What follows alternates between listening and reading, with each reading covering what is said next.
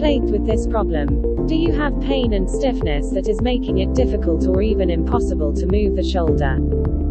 If yes, you are most likely suffering from frozen shoulder. The cause of frozen shoulder can be due to a gradual or sudden onset. Gradual onset of frozen shoulder is when a person, due to injury, stops to move the full range of motion of the shoulder. The sudden onset can be caused by autoimmune disease, which is mostly due to genetics, and both of these causes will lead to the freezing of the shoulder. The pathology of frozen shoulder is due to the thickening of the shoulder capsule and the tightening of it. Bands of scar tissue forms and reduces the synovial fluid. If you are suffering from frozen shoulder, this is a simple exercise you can do at home. Take note that frozen shoulder is a serious condition and you should visit a professional if you have it.